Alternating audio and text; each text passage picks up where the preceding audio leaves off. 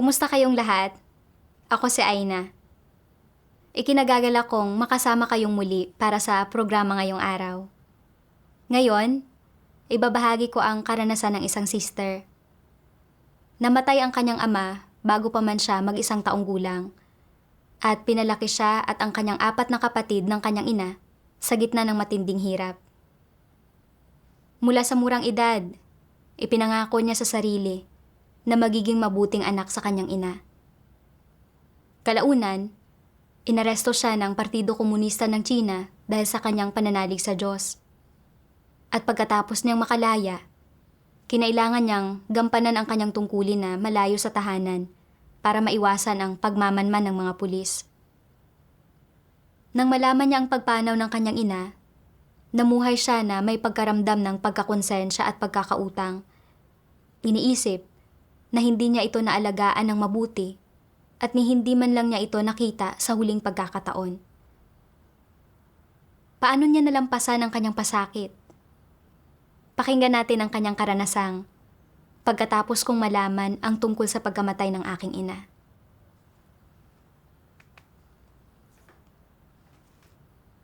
Nagkasakit at namatay ang ama ko bago pa man ako mag-isang taong gulang. Kinailangan ng nanay ko na magkaroon ng 2 trabaho para mapalaki kaming 5 magkakapatid. Nagtatrabaho siya mula bukang liwayway hanggang dapit hapon araw-araw at gumaganap bilang kapwa-ina at ama namin. Nasaktan ang puso ko at nangako ako sa sarili ko. Paglaki ko, aalagaan ko si nanay para mamuhay siya ng walang alalahanin.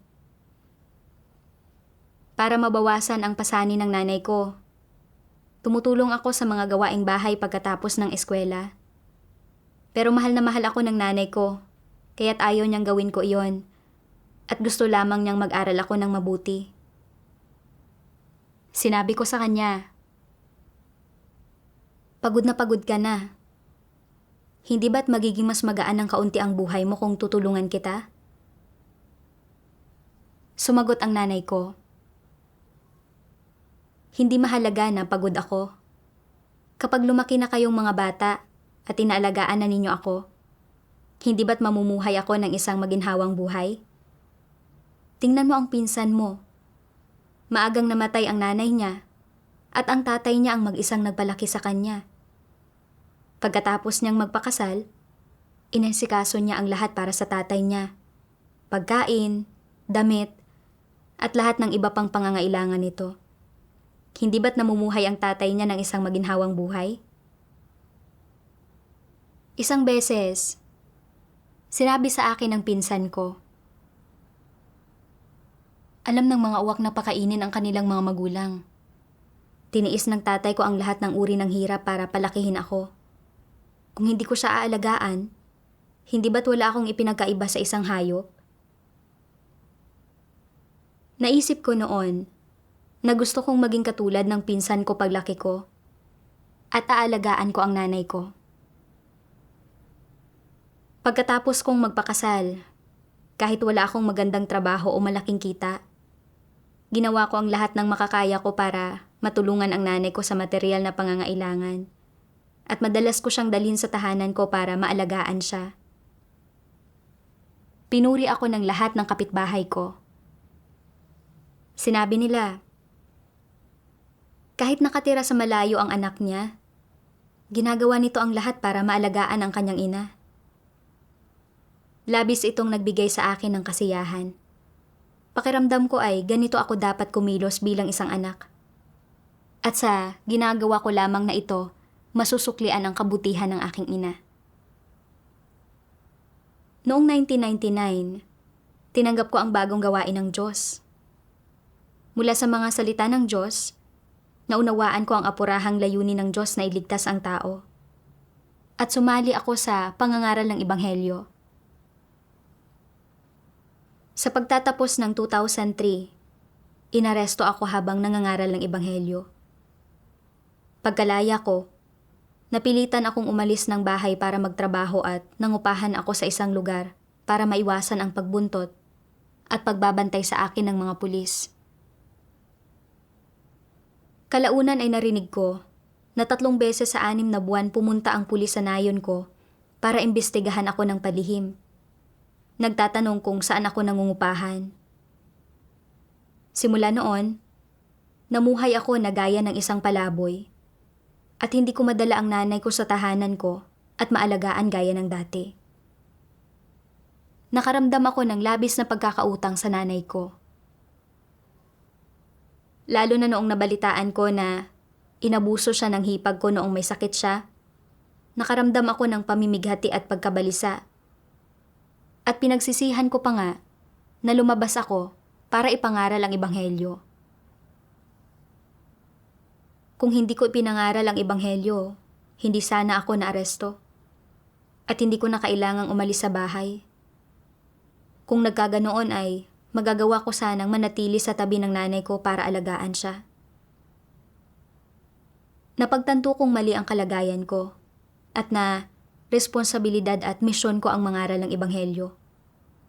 Hindi ba't ang pagsisisi ko sa pangangaral ng ebanghelyo at paggawa ng tungkulin ko ay isang pagpapamalas ng pagkakanulo sa Diyos? Sa isang pagtitipon, sinabi ko sa leader ang tungkol sa kalagayan ko at ipinakita sa akin ng leader ang isang sipi ng mga salita ng Diyos.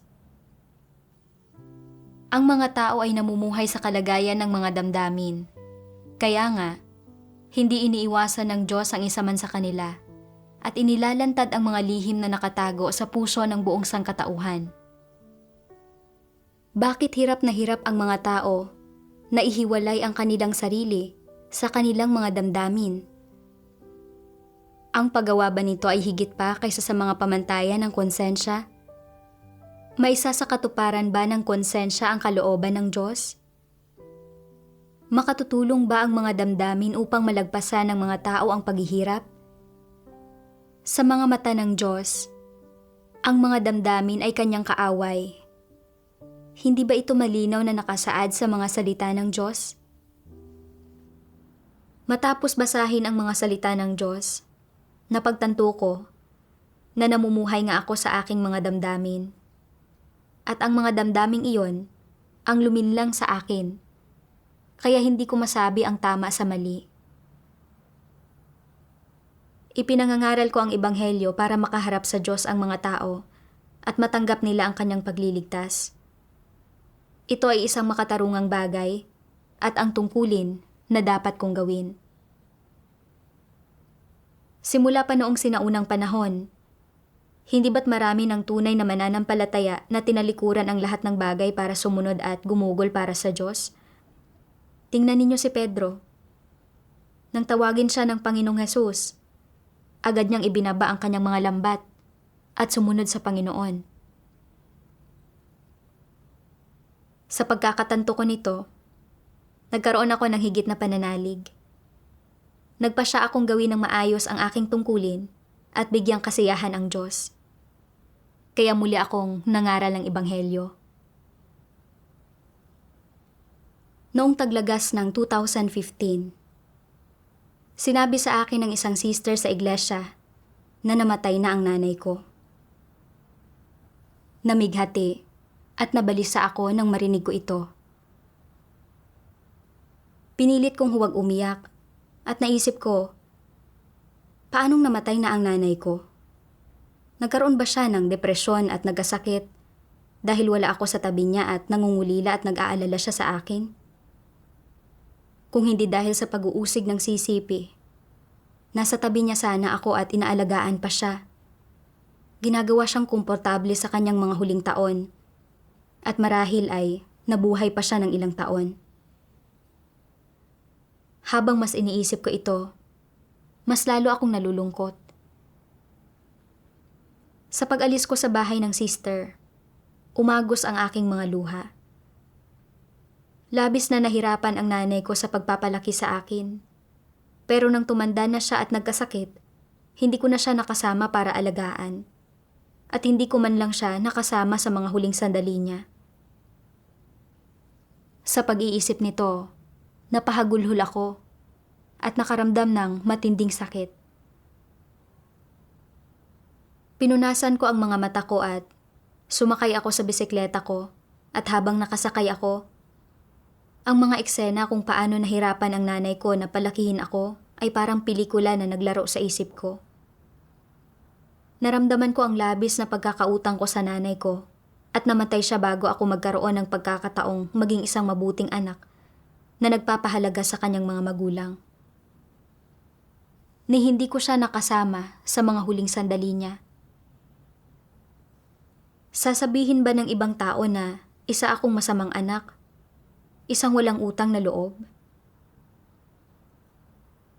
Nang makabalik ako sa aking tahanang matutuluyan, labis akong namimighati, kaya hindi ako makakain. Inalo ako ng nagpapatuloy na sister. Sinabi na, ang haba ng buhay ng bawat tao ay nasa kamay ng Diyos. Kung kailan ipapanganak ang isang tao at kailan siya mamamatay, ay inorde ng Diyos. Huwag kang masyadong malungkot. Lalo ka pang magdasal sa Diyos. Hindi na ako nakaramdam ng sobrang sakit at sama ng loob pagkatapos niyang sabihin ito. Pero hindi pa rin napayapa ang puso ko sa tuwing ginagawa ko ang tungkulin ko. Kaya nanalangin ako sa Diyos. Humihiling sa Kanya na akayin ako para makaalis sa negatibong kalagayang ito. Pagkatapos manalangin, binasa ko ang isang sipi ng mga salita ng Diyos. Nilikha ng Diyos ang mundong ito at dinala rito ang tao. Isang buhay na nilalang na pinagkalooban niya ng buhay. Dahil dito, nagkaroon ng mga magulang at kamag-anak ang tao at hindi na nag-iisa. Mula nang unang makita ng tao ang material na mundong ito, itinadhana siyang mabuhay sa loob ng ordinasyon ng Diyos. Ang hininga ng buhay mula sa Diyos, ang sumusuporta sa bawat nabubuhay na nilalang sa kanilang paglaki hanggang sa kanilang pagtanda. Sa panahon ng prosesong ito, walang nakadarama na umiiral at lumalaki ang tao sa ilalim ng pangangalaga ng Diyos. Sa halip, naniniwala sila na ang tao ay lumalaki sa ilalim ng biyaya ng pagpapalaki ng mga magulang at na ang sarili niyang instinto sa buhay ang gumagabay sa kanyang paglaki. Ito ay dahil hindi alam ng tao kung sino ang nagkaloob ng buhay niya o kung saan ito nanggaling. Lalo nang hindi niya alam kung paano lumilikha ng mga himala ang likas na pag-uugali niya sa buhay. Naunawaan ko mula sa mga salita ng Diyos na nilikha ng Diyos ang langit at lupa at lahat ng bagay, at pinagkakalooban niya ng buhay ang tao. Sa panlabas, mukhang ang nanay ko ang nagpalaki sa akin. Pero kung hindi dahil sa pangangalaga at proteksyon ng Diyos, hindi ako nakapanatiling buhay hanggang ngayon. Naisip ko kung paanong nagkaroon ng nakamamatay na sakit ang anak kong babae sa edad na 5 taon. Labis akong nagdalamhati at gusto kong ibigay ang mga organ ko sa kanya. Ang sabi ng doktor, hindi makakatulong iyan. Ang paggamot sa sakit na ito ay hindi makapagliligtas ng buhay niya. Mayroon siyang nakamamatay na sakit at walang sino man ang makapagliligtas sa kanya. Matagal nang inorde ng Diyos ang buhay at kamatayan natin at walang sino man ang makababago nito. Ang oras ng kamatayan ng nanay ko ay nasa kamay rin ng Diyos at inorde niya. Pero naniwala ako na namatay siya sa depresyon at sakit na dala ng pangungulila at pag-aalala tungkol sa akin.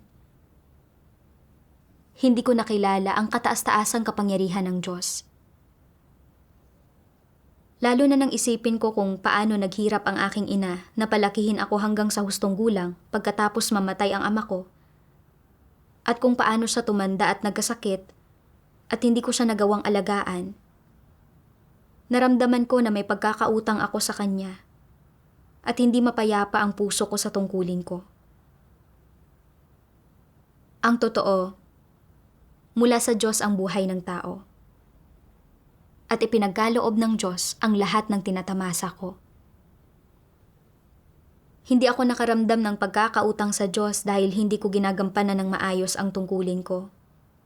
Kundi sa halip ay palaging nararamdaman ko ang pagkakautang ko sa nanay ko, hanggang sa puntong pinagsisihan ko na ginawa ko ang tungkulin ko. Hindi talaga ako karapat-dapat na tawaging tao.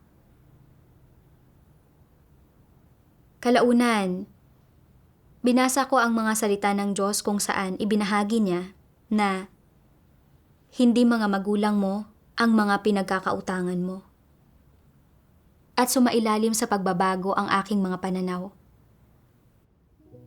Sabi ng makapangyarihang Diyos, tingnan natin ang usapin ng pagsilang ng iyong mga magulang sa iyo. Sino ba ang nagpasyang ipanganak kanila? Ikaw o ang iyong mga magulang? Kung titingnan mo ito mula sa perspektiba ng Diyos, hindi mga tao ang dapat gumawa ng pagpili rito. Hindi mo pinili na ang mga magulang mo ang magsilang sa iyo at hindi rin nila ito pinili. Kung titingnan ang ugat ng usaping ito ay inorden ng Diyos. Isasantabi muna natin ang paksang ito sa ngayon dahil madaling maunawaan ng mga tao ang usaping ito. Mula sa iyong perspektiba, wala sa kontrol mo na ipanganak ka ng iyong mga magulang. Wala kang anumang pagpipilian sa usaping ito. Mula sa perspektiba ng iyong mga magulang, ito ay ang kanilang subhetibong kagustuhan na magkaroon at magpalaki ng mga anak.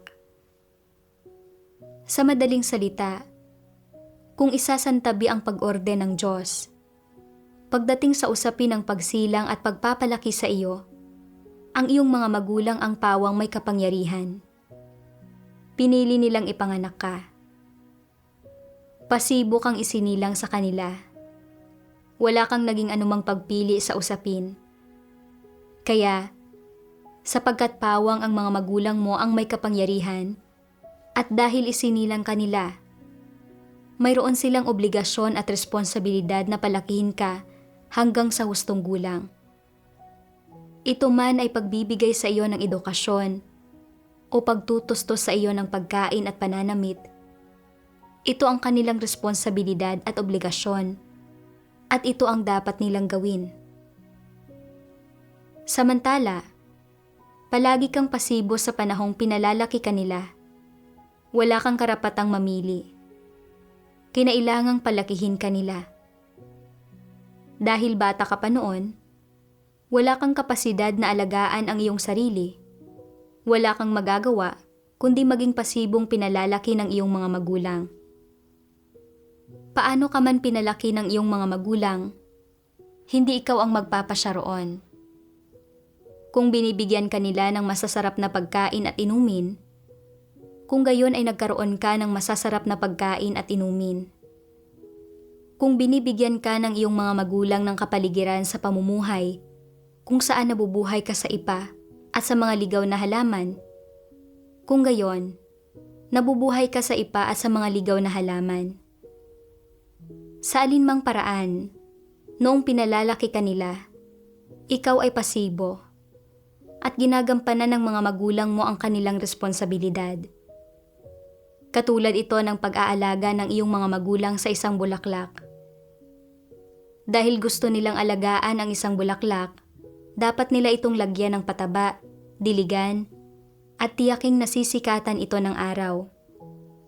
Kaya naman, patungkol sa mga tao, hindi mahalaga kung metikuloso kang inalagaan ng iyong mga magulang o inaruga ka nila ng mabuti. Sa alinmang paraan, ginagampanan lang nila ang kanilang responsibilidad at obligasyon. Ano man ang dahilan kung bakit kanila pinalaki, responsibilidad nila ito. Dahil ipinanganak ka nila, dapat silang maging responsable sa iyo. Batay rito, maituturing bang kabutihan ang lahat ng ginawa ng iyong mga magulang para sa iyo? Hindi maaari, hindi ba? Ang pagtupad ng iyong mga magulang sa kanilang responsibilidad sa iyo ay hindi maituturing na kabutihan. Kaya, Kung tinutupad nila ang kanilang responsibilidad sa isang bulaklak o sa isang halaman, dinidiligan at pinatataba ito, maituturing ba iyon na kabutihan? Higit pang ang malayo iyon sa pagiging mabuti. Ang mga bulaklak at halaman ay mas tumutubo ng maayos kapag nasa labas. Kung ang mga ito ay itinatanim sa lupa, nang may hangin, araw, at ulan, mas lalong lumalago ang mga ito. Hindi tumutubo ang mga ito ng kasing ganda kapag itinanim sa isang paso sa loob ng bahay. Hindi tulad ng pagtubo ng mga ito sa labas. Sa anumang uri ng pamilya isinilang ang isang tao, inorden ito ng Diyos. Ikaw ay isang taong nagtataglay ng buhay, at inaako ng Diyos ang responsibilidad sa bawat buhay. Tinutulutan ang mga tao na mabuhay at sumunod sa batas na sinusunod ng lahat ng nilalang. Sadya lamang na bilang isang tao, namumuhay ka sa kapaligiran kung saan ka pinalaki ng iyong mga magulang, kaya dapat ay lumaki ka sa kapaligirang iyon. Na isinilang ka sa kapaligirang iyon ay dahil sa pag-orde ng Diyos. Na pinalaki ka ng mga magulang mo hanggang sa hustong gulang ay dahil din sa pag-orde ng Diyos. Sa alinmang paraan, sa pamamagitan ng pagpapalaki sa iyo, tinutupad ng iyong mga magulang ang isang responsibilidad at obligasyon. Ang palakihin ka hanggang sa hustong gulang ay obligasyon at responsibilidad nila, at hindi ito matatawag na kabutihan. Dahil hindi ito matatawag na kabutihan, masasabi ba na isa itong bagay na dapat mong matamasa? Ito ay isang uri ng karapatan na dapat mong matamasa. Dapat kang palakihin ng iyong mga magulang dahil bago ka umabot sa hustong gulang, ang papel na ginagampanan mo ay ang pagiging isang anak na pinalalaki.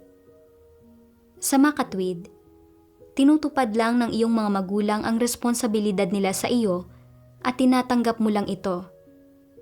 Ngunit tiyak na hindi nito ibig sabihin na tumatanggap ka ng biyaya o kabutihan mula sa kanila. Ang pagpapalaki sa iyo ay responsibilidad ng iyong mga magulang. Isinilang kanila, kaya may responsibilidad at obligasyon silang palakihin ka.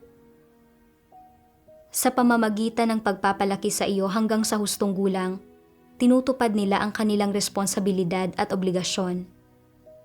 Wala kang anumang utang sa kanila, kaya hindi mo sila kailangang suklian. Yamang hindi mo sila kailangang suklian, malinaw na ipinapakita nito na hindi mo pinagkakautangan ang iyong mga magulang at hindi mo kailangang gumawa ng anumang bagay para sa kanila para suklian ang kanilang kabutihan.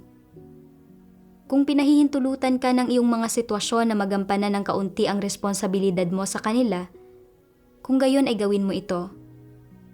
Kung hindi mo magagampanan ang iyong obligasyon sa kanila dahil sa iyong kapaligiran at mga sitwasyon, kung gayon ay hindi mo na ito kailangang masyadong pag-isipan at hindi mo dapat isipin na may utang ka sa kanila dahil hindi mo pinagkakautangan ang iyong mga magulang. Binigyang daan ako ng mga salita ng Diyos na maunawaan na ang Diyos ang may kataas-taasang kapangyarihan at nagsasaayos sa bawat taong dumarating sa mundong ito. Inorden din ng Diyos na ipanganak ako sa pamilyang ito. Kahit gaano pa ang paghihirap na naranasan ng nanay ko sa pagpapalaki sa akin, responsibilidad niya ito. At hindi ko ito dapat ituring na kabaitan. Gaya nga ng sabi ng Diyos, sapagkat pawang ang mga magulang mo ang may kapangyarihan, at dahil isinilang kanila, mayroon silang obligasyon at responsibilidad na palakihin ka hanggang sa hustong gulang. Ito man ay pagbibigay sa iyo ng edukasyon o pagtutustos sa iyo ng pagkain at pananamit. Ito ang kanilang responsibilidad at obligasyon, at ito ang dapat nilang gawin. Ngunit hindi ko naunawaan ang katotohanan, at hindi ko nakita ang mga bagay-bagay ayon sa mga salita ng Diyos. Palagi kong pinaniwalaan na pagkatapos mamatay ng tatay ko, ang nanay ko ay naging parehong ina at ama, namumuhay ng matipid para makapag-aral ako, naghihirap para mapalaki ako hanggang sa hustong gulang, at kung wala ang maingat na pag-aalaga at pag-aaruga ng nanay ko, hindi ako magiging kung sino ako ngayon. Itinuring ko ang pag-aalaga ng nanay ko bilang kabaitan, at palagi kong ninais na suklian siya para sa mapag-arugang kabaitan na ito. Nang mabalitaan kong namatay na siya, sobra akong nabalisa at pakiramdam ko ay hindi ko siya naalagaan ng mabuti. Ni hindi ko siya nakasama sa mga huling sandali niya, kaya pakiramdam ko ay isa akong masamang anak. Ang tanging pakiramdam ko ay may pagkakautang ako sa kanya at wala akong anumang ganang gawin ang tungkulin ko. Kung patuloy akong mabubuhay sa pagkakautang na ito sa nanay ko, at hindi ko magagampanan ang tungkulin ko, talagang wala akong konsensya o pagkatao. Nang pag-isipan ko ang pagkamatay ng nanay ko, kahit pa makasama ko siya sa huli, hindi ko maililigtas ang buhay niya. Kahit papurihin ako ng iba bilang isang mabuting anak, ano ang magiging kabuluhan noon? Pagkatapos ay, nagbasa pa ako ng mga salita ng Diyos. Dahil sa pangungundisyon ng tradisyonal na kultura ng mga Tsino, sa tradisyonal na kuro-kuro ng mga Tsino, ay naniniwala sila na kailangan silang maging mabuting anak sa kanilang mga magulang. Ang sino mang hindi nagiging mabuting anak sa kanyang magulang ay isang suwail na anak. Naitanim na ang mga ideyang ito sa mga tao mula pagkabata at itinuturo ang mga ito sa halos bawat sambahayan, pati na rin sa bawat paaralan at sa lipunan sa pangkalahatan. Kapag napuno ng ganoong mga bagay ang ulo ng isang tao, iniisip niya, mas mahalaga ang pagiging mabuting anak kaysa sa ano paman. Kung hindi ko ito susundin, hindi ako magiging mabuting tao. Magiging isa akong suwail na anak at itatakwil ako ng lipunan. Ako ay magiging isang taong walang konsensya. Tama ba ang pananaw na ito? Nakita na ng mga tao ang napakaraming katotohanang ipinahayag ng Diyos. Hiningi ba ng Diyos na magpakita ang tao ng pagiging mabuting anak sa kanyang mga magulang? Isa ba ito sa mga katotohanan na dapat maunawaan ng mga mananampalataya sa Diyos? Hindi. Nagbahagi lamang ang Diyos tungkol sa ilang prinsipyo. Anong prinsipyo ang dapat pagbatayan ng pagtrato ng mga tao sa iba ayon sa hinihingi ng mga salita ng Diyos? Mahalin kung ano ang minamahal ng Diyos at kamuhian kung ano ang kinamumuhian ng Diyos. Ito ang prinsipyong dapat sundin. Mahal ng Diyos ang mga naghahangad ng katotohanan at nakasusunod sa kanyang kalooban. Ito rin ang mga taong dapat nating mahalin. Ang mga hindi nakasusunod sa kalooban ng Diyos, mga namumuhi at naghihimagsik laban sa Diyos, ito ang mga taong kinasusuklaman ng Diyos at dapat din natin silang kasuklaman. Ito ang hinihingi ng Diyos sa tao. Ginagamit ni Satanas ang ganitong uri ng tradisyonal na kultura at mga kuro-kuro ng moralidad upang igapos ang mga kaisipan mo, ang utak mo, at ang puso mo na nagiging dahilan para hindi mo matanggap ang mga salita ng Diyos. Ikaw ay nasakop na ng mga bagay na ito ni Satanas, kaya nawalan ka na ng kakayahan na tanggapin ang mga salita ng Diyos. Kapag nais mong isagawa ang mga salita ng Diyos, ginugulo ng mga bagay na ito ang kalooban mo, na nagdudulot na salungatin mo ang katotohanan at ang mga hinihingi ng Diyos, at nagiging dahilan para mawalan ka ng lakas na iwaksi ang gapos ng tradisyonal na kultura. Pagkatapos mong magsikap ng ilang panahon, nagkukompromiso ka. Pinipili mong paniwalaan na ang mga tradisyonal na kuro-kuro ng moralidad ay tama at naaayon sa katotohanan, Kaya tinatanggihan o tinatalikuran mo ang mga salita ng Diyos. Hindi mo tinatanggap ang mga salita ng Diyos bilang katotohanan at binabaliwala mo ang mailigtas.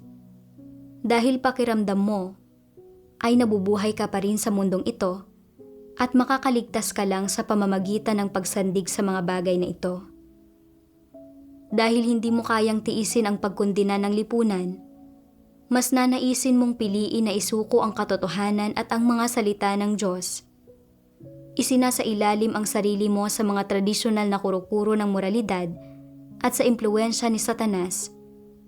Pinipiling salungatin ang Diyos at hindi isagawa ang katotohanan. Sabihin mo sa akin, hindi ba't ang tao ay kahabag-habag? Hindi ba't kailangan niya ang pagliligtas ng Diyos? May kasabihan sa mundong walang pananampalataya. Sinusuklian ng mga uwak ang kanilang ina sa pamamagitan ng pagpapakain dito. At ang mga tupa ay lumuluhod para makatanggap ng gatas mula sa kanilang ina. Nariyan din ang kasabihang ito. Ang isang taong suwail sa magulang ay mas mababa pa kaysa sa hayop. Napakaganda pakinggan ng mga kasabihang ito. Sa totoo lang, ang penomena na binabanggit ng unang kasabihang, sinusuklian ng mga uwak ang kanilang ina sa pamamagitan ng pagpapakain dito, at ang mga tupa ay lumuluhod para makatanggap ng gatas mula sa kanilang ina, ay talagang umiiral, at ang mga ito ay katunayan. Gayunpaman, ang mga ito ay penomena lamang sa loob ng mundo ng mga buhay na nilalang.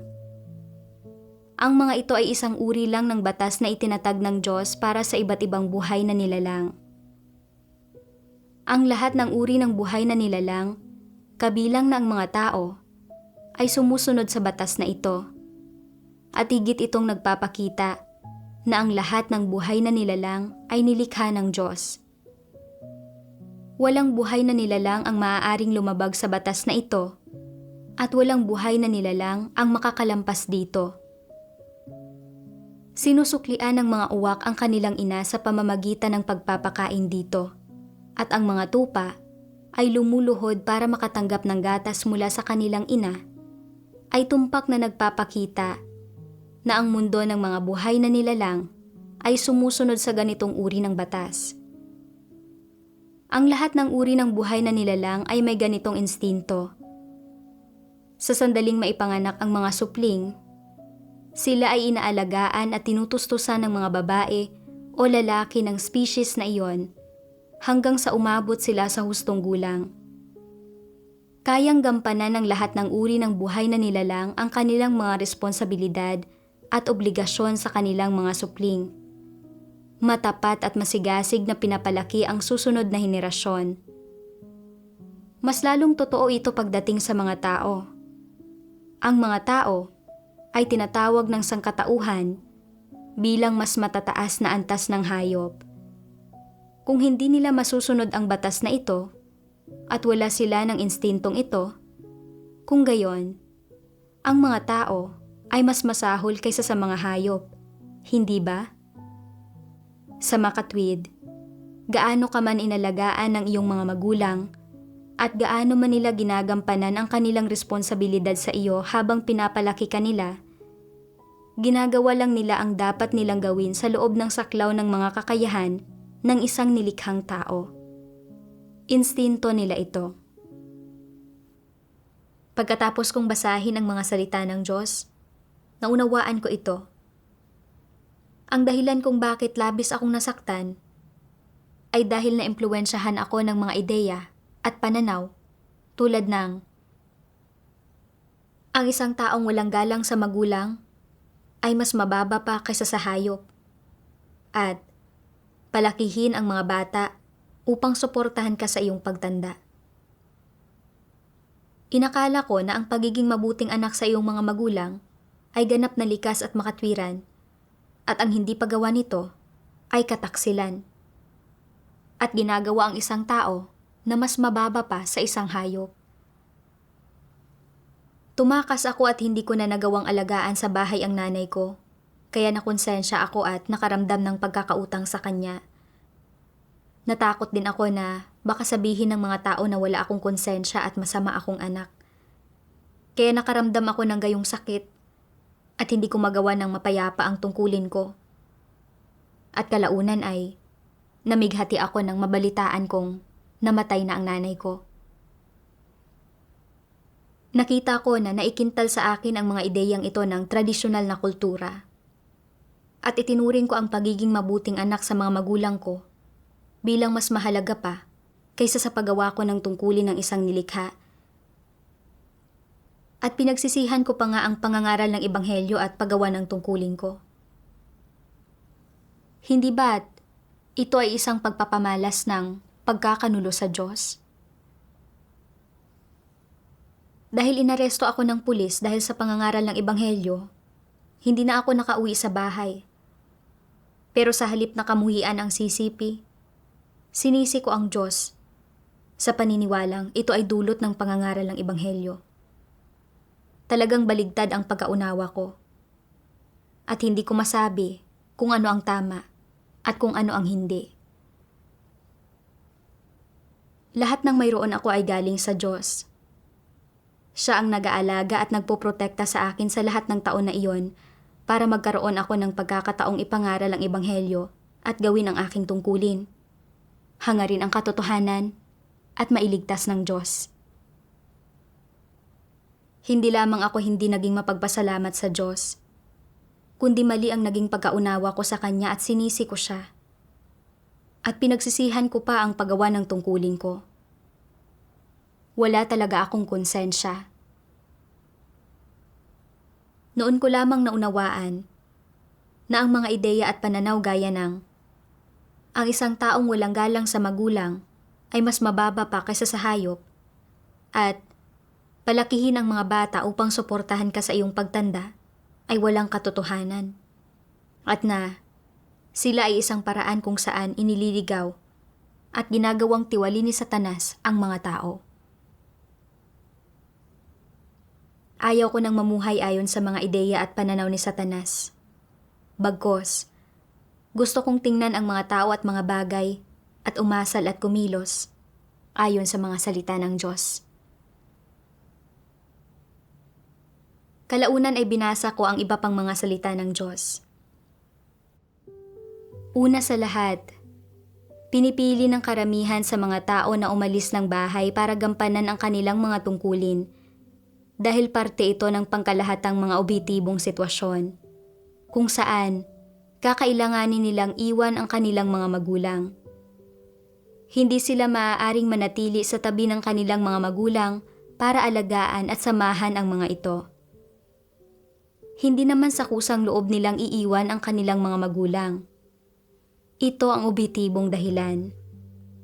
Sa isa pang banda, ayon sa pansariling pananaw, umaalis ka para gampanan ang iyong mga tungkulin, hindi para maiwasan ang responsibilidad mo sa mga magulang mo, kundi dahil sa misyon ng Diyos. Upang makipagtulungan sa gawain ng Diyos, tanggapin mo ang kanyang misyon at gampanan ang mga tungkulin ng isang nilikha. Wala kang pagpipilian kundi ang iwan ang iyong mga magulang. Hindi ka maaaring manatili sa kanilang tabi para samahan at alagaan sila. Hindi mo sila iniwan para makaiwas sa mga responsibilidad, hindi ba? Ang pag-iwan sa kanila para makaiwas sa iyong mga responsibilidad at ang pangangailangang iwan sila para tugunan ang misyon ng Diyos at gampanan ang iyong mga tungkulin, hindi ba't magkaiba ang kalikasan ng mga ito?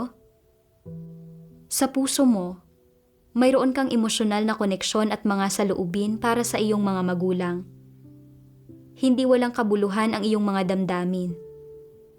Kung pahihintulutan ng mga objetibong sitwasyon at nagagawa mong manatili sa kanilang tabi habang ginagampanan din ang iyong mga tungkulin, kung gayon, kusang loob kang mananatili sa kanilang tabi. Regular silang aalagaan at tutuparin ang iyong mga responsibilidad. Subalit dahil sa mga objetibong sitwasyon, dapat mo silang iwan. Hindi ka maaaring manatili sa tabi nila. Hindi naman sa ayaw mong tuparin ang iyong mga responsibilidad bilang kanilang anak, kundi dahil hindi mo ito maaaring gawin. Hindi ba't iba ang kalikasan nito? Kung iniwan mo ang tahanan para iwasan ang pagiging mabuting anak at pagtupad sa iyong mga responsibilidad, iyon ay pagiging suwail na anak at kawalan ng pagkatao. Pinalaki ka ng iyong mga magulang, pero hindi ka makapaghintay na ibuka ang iyong mga pakpak at agad na umalis ng mag-isa. Ayaw mong makita ang iyong mga magulang at wala kang pakialam kapag nabalitaan mo ang pagdanas nila ng ilang paghihirap. Kahit na may kakayahan kang tumulong, hindi mo ginagawa.